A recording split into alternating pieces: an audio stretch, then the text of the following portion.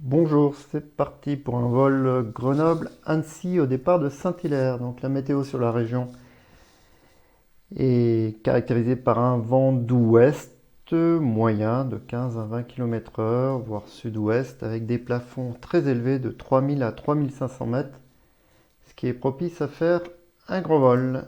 Et ben voilà ce grand vol. Donc on est parti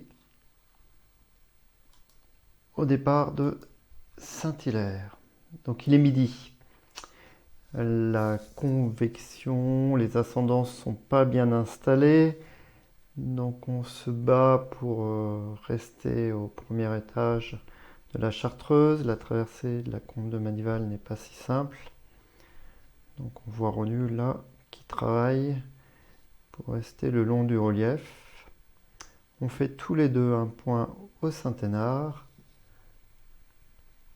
et on revient.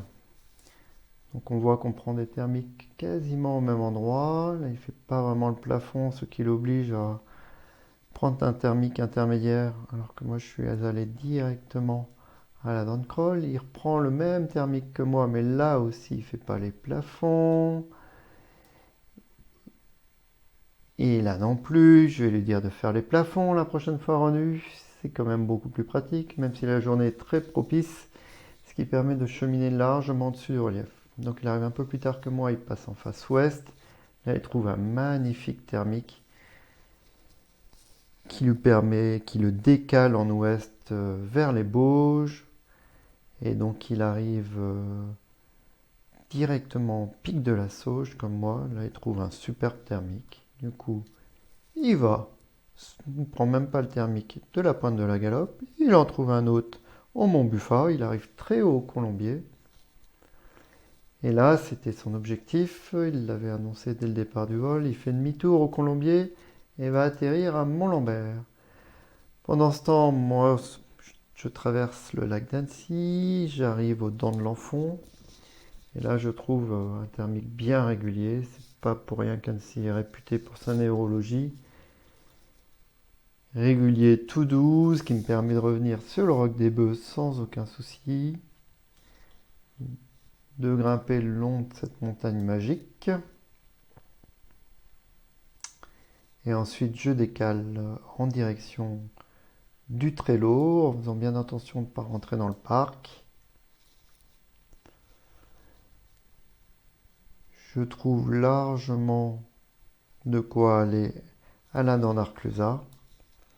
Et là, c'est peut-être le moment le plus important du vol, où j'ai la chance de trouver un thermique sous un nuage qui me monte très très haut, ce qui permet d'envisager la traversée de la vallée en diagonale directement sur Bramfarine. C'est pas tous les jours qu'on peut faire ça.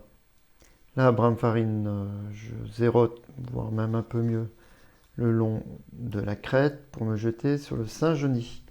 Là, c'est pas facile, hein. La brise de Chambéry est un peu forte, c'est pas facile de trouver l'ascendance qui va bien.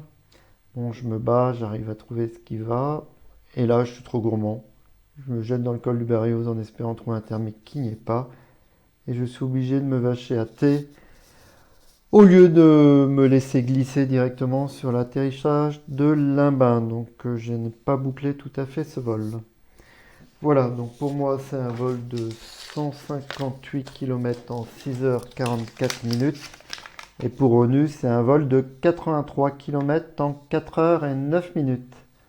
Merci, au revoir.